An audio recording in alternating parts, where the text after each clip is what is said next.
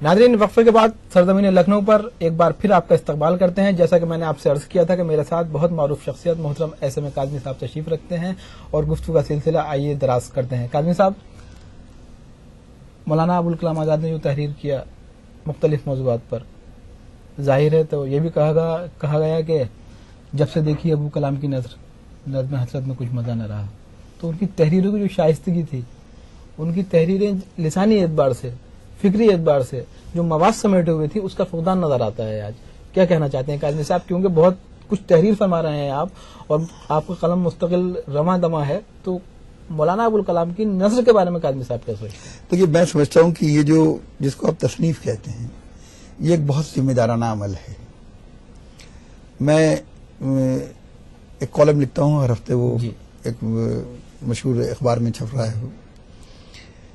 मैं आपको पूरे मतलब इस बात को मैं चाहता हूं कि आप उसको यकीन कर लें कि उस एक मजमून को लिखने में मुझे अंग्रेजी में 15 मिनट लगते हैं, मुझको उसी मजमून को हिंदी में लिखने में तकरीबन इतना ही वक्त लगता है। लेकिन जब मैं उसको उर्दू में लिखने के लिए बैठता हूं तो मुझे कम से कम 5-6 घंटे लगते हैं। उसकी वजह क्या है कि जिस वक्त आप मजमून लिख रहे होते हैं तो आपके सामने अगर मियार मौलाना आजाद हैं तो फिर आपको हर लम्हा लगता है कि आप बहुत छोटे। क्या बात है, क्या बात है। वो उसकी शख्सियत का सबसे बड़ा खासा ये है कि उसकी तहरीर हो या उसकी तकरीर, दोनों को अगर आप अपनी निगाह में रखें तो आपको लगता है कि वो आपको अपने जाहिल होने का एहसास दिला देता है।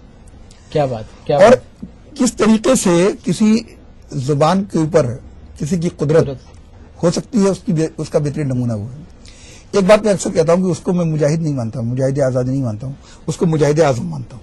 क्या बात। और क्यों मानता हूं उसको भी मैं उसकी तशरीह कर दूं कि अपने नफ्स के ऊपर काबू रखना, इससे बड़ा कोई मुजाहिदा नहीं हो सकता। बेशक। और नफ्स का मुतालबा यह है कि मैं कुछ तहरीर करूं या तकरीर करूं, उसके ऊपर लब्बैक की आवाज हर तरफ से आए। अगर मौलाना आजाद जिस अंदाज का जबान के ऊपर उनका कमाल था और कुदरत थी उनकी, अगर उसका इस्तेमाल वो एहतिजाजी सियासत के लिए शुरू कर देते और जज्बाती सियासत के लिए शुरू कर देते, क्या बात। तो मैं नहीं समझता हूं कि फिर उनके सामने किसी दूसरे का चिराग जल सकता था।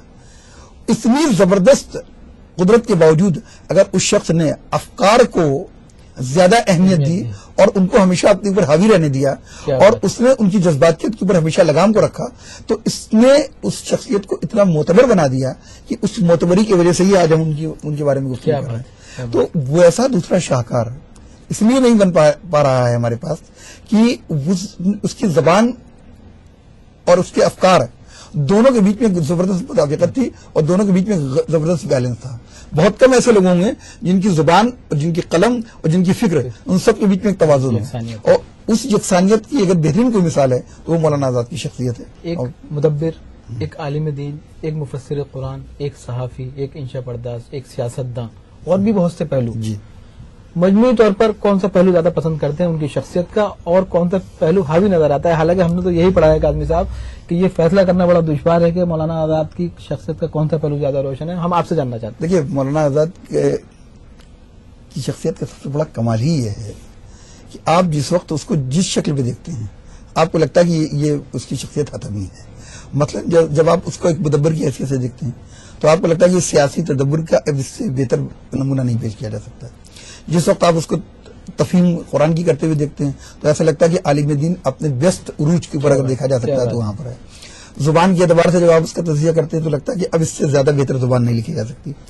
तो कमाल ये है कि कुछ शख्सियात ऐसी होती हैं जिस पर खुदा की खास मेहरबानी होती है कि वो हर चीज वहां पर बिल्कुल मुस्तनद होती है और हर चीज इंतहा को दे दी जाती है। तो मैं समझता हूँ कि खुदा की एक मखसूस उनके ऊपर मेहरबानी थी कि हर चीज उनको इंतहा की हद तक दी गई थी। लेकिन ये हमारी बदनसीबी है कि ऐसी अहम तरीन शख्सियत को के अफकार से और उसके उन कमालात से हम उतना इस्तेफादा नहीं कर रहे हैं जितना इस्तेफादा हमको करना चाहिए। और बदनसीबी की बात यह है, जैसा कि आपने पहले फरमाया, कि उनके असली जो मंजरनामे को अगर आप देखें तो मासरीन ने भी वैसा इस्तेफादा नहीं किया जैसा करना चाहिए था।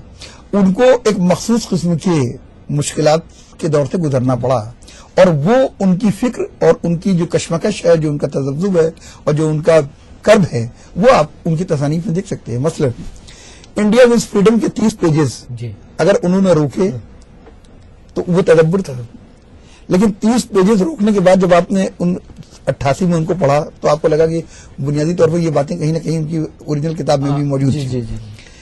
تو اگر اس نوعیت کی شخصیت کو اگر اس کرب سے گزرنا پڑے اور اس کو اس قسم کی احتیاط کا مظاہرہ کرنا پڑے اور اس قسم کی احتیاط کا مظاہرے پہ مجبور ہونا پڑے، تو میں سمجھتا ہوں کہ یہ اس دور کی بھی بدنصیبی تھی، ان معاصرین کی بھی بدنصیبی تھی کہ وہ اس کی شخصیت سے اتنا استفادہ نہیں کر رہے تھے. میں سمجھتا ہوں کہ مولانا آزاد کی شخصیت ایک ہمارے لیے نہ صرف ایک شاہکار ہے بلکہ ایک ایسا ماڈل ہے جس ماڈل کو سامنے رکھے ہم کو ہندوستان کی ہندوستانیت اور ہندوستانیت میں کس طریقے سے ہم اپنا مقام تلاش کر سکتے ہیں اس کو اگر دیکھنا ہے تو اس کی تصانیف اس کے لیے بہترین ہمارے لیے مشعل ہے. قاضی صاحب، الہلال البلاغ کے حوالے سے جو بھی ریسرچ کی جا رہی ہے، فی الوقت مختلف یونیورسٹیز میں کام ہو رہا ہے، تو کہا جا رہا ہے کہ جو سیاسی تحریریں ہو سکتی ہیں صحافتی قدروں کے ساتھ، ان کی بہترین ترجمانی مولانا آزاد نے کی ہے. آپ ایک دانشور کی حیثیت سے میں پوچھنا چاہتا ہوں، اپنے ناظرین کو بتانا چاہتا ہوں کہ اس وقت کی سیاسی تحریروں میں مولانا آزاد نے جن احتیاطوں کا مظاہرہ کیا ہے ان پر تنقید بھی کی گئی ہے، خاص طور سے پاکستان کے جو قلمکار ہیں اور دوسرے صحافی، انہوں نے کہا ہے نہیں کہیں نہ کہیں ان کے قلم نے جنبش کی. کاظمی صاحب، وہ مصلحت تھی، وقت کا تقاضا تھا، وہ کسی بڑے قلمکار کا تدبر تھا؟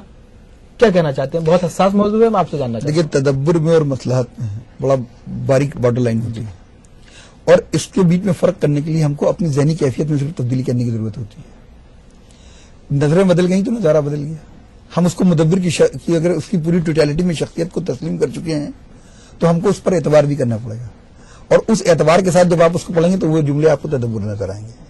اور اگر آپ نے تنقید کو مقصد بنا لیا ہے اور اس زاویے سے اس کو دیکھنے کی کوشش کریں گے تو پھر اسی کے اندر آپ کو مطلب نظر آنے لگے گی، کیونکہ دونوں کے بیچ میں بہت ہی باریک بارڈر لائن ہوتی ہے. کیا خوبصورت وضاحت فرمائی آپ.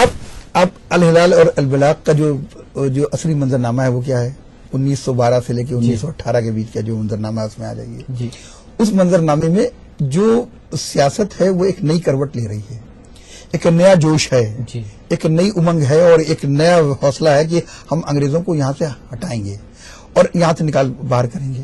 لیکن اس وقت آپ گراؤنڈ تیار کر رہے ہیں، آپ مٹیریل تیار کر رہے ہیں اور آپ کو ان اہم اشخاص کو تیار کرنا پڑ رہا ہے اپنے ساتھ، جن اہم اشخاص کی اپنی اپنی فکر بھی ہے، اپنی اپنی انفرادیت بھی ہے.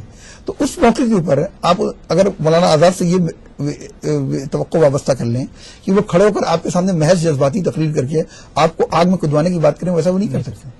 وہ آپ کا ماضی بتا رہے ہیں، وہ آپ کے اقدار بتا رہے ہیں، وہ آپ کی تہذیب و تمدن بتا رہے ہیں اور اس کے اوپر جو خطرات ہیں وہ بتا رہے ہیں، اور اس کے بعد ایک آپ کو وہ راستہ بتا رہے ہیں کہ ان سب چیزوں سے اپنے آپ کو منسلک رکھتے ہوئے ان نئے چیلنجز کو کیسے میٹ کرنا ہے. تو میں یہ سمجھتا ہوں کہ اس اعتبار سے اگر آپ دیکھیے تو آپ کو لگے گا کہ ایک ایسا عالم، ایک ایسا شخص جس کا فاؤنڈیشن اسلام میں ہے، جس کی آفاقی فکر کی جو تحریک ہے وہ اسلام سے آ رہی ہے، اور اسلام کا وہ تصور آف کو ایگزسٹنس جہاں لکم دینکم ولی دین والا جو مذہب ہے، جو یہ کہہ رہا ہے کہ آپ اپنے پڑوسی کو بھی پہلے دیکھ لیجئے کہ اس نے کھانا کھایا کہ نہیں کھایا، اور آپ اس بات کا لحاظ رکھیے کہ آپ کا پڑوسی بھوکا نہ سو جائے. تو وہ مذہب جو اس بات کا بھی لحاظ رکھ رہا ہو کہ فتح مکہ کے بعد جس وقت قدم رکھ رہے ہوں تو آپ یہ دیکھ لیجئے کہ آپ کے دشمنان جو ہیں جنہوں نے آپ کی جانیں لی ہیں، آپ کے ساتھیوں کی جانیں لی ہیں، وہ کہیں شرمندہ نہ ہو جائیں، اس لیے آپ سینہ تان کے مت چلیے اور آپ نگاہیں جھکا کے چلیے. تو اس مذہب کے اقدار کو اپنی تحریک ماننے والا وہ ظاہر بات ہے کہ جس وقت بات کرے گا تو احتیاط کے ساتھ ہی بات. بہت شکریہ کاظمی صاحب. محترم ناظرین کرام، ابھی وقت ہے ایک اور چھوٹے سے وقفے کا. وقفے کے بعد گفتگو کے سلسلے کو جاری رکھیں گے. دیکھتے رہیے ایسے میں کاظمی کے ساتھ خاص ملاقات.